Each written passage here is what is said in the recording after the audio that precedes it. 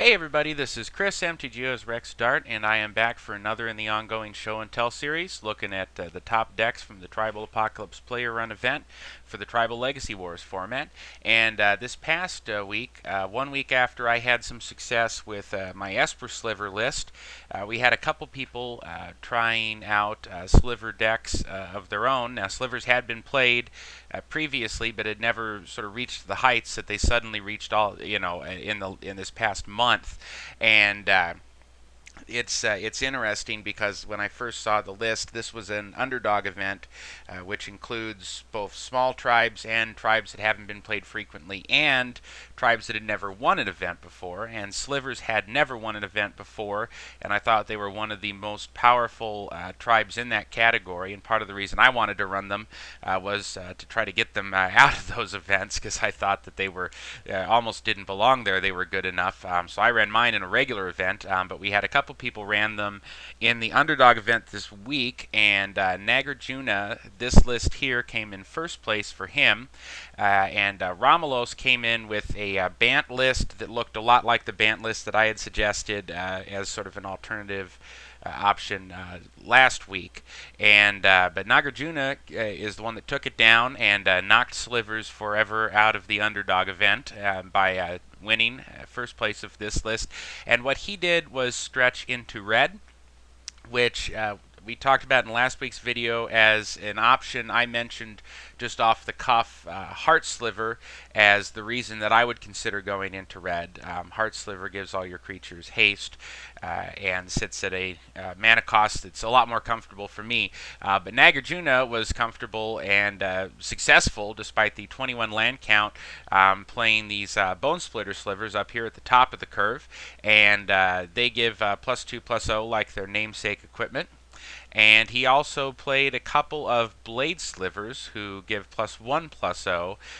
So they're 3/2s for 3, so a little upgrade on the Grey Ogre, even on their own. And the interesting thing about his build, apart from the fact that he's playing the same core that I suggested for the Bant, and the red is just completely extra. He hasn't gone for any kind of support spells here at all, other than 5 1-mana white exilers. He's got the full complement of Swords to Plowshares and 1 Path to Exile. And so with a 21 land count here, he has what you might consider to be a pretty greedy mana base. And he's got 2 Mutavaults and only 19 lands to produce colored mana. And he's doing this off of a full playset of Wooded Foothills, a full playset of Windswept Heaths, and then a complement of various dual lands here.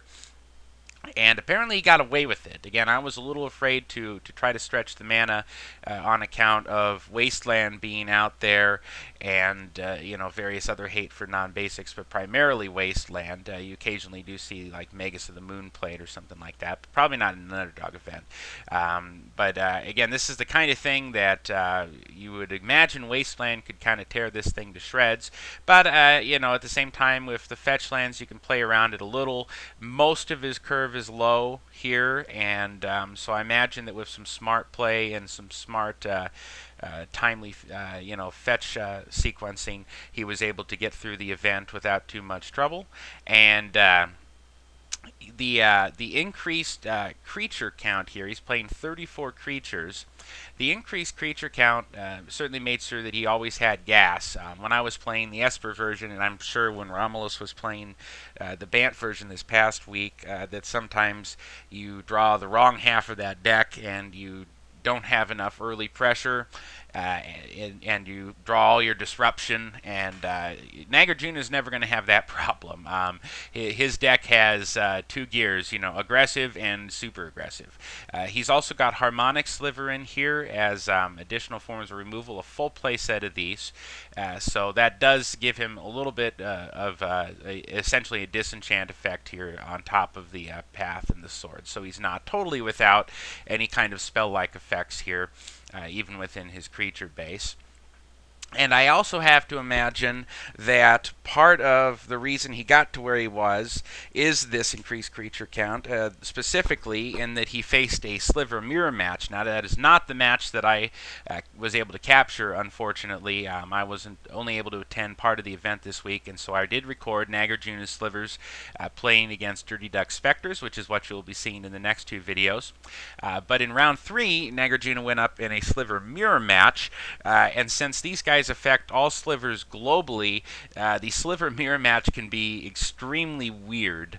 And one of the things that I imagine helped him was just having more bodies on the field, just to get to the point where he could smash his guys into the other team and break through for damage, because all of these bonuses are going to be applied equally to both sides. So they're both going to have the toughness, the power, everything else, and that makes getting favorable combat math pretty difficult.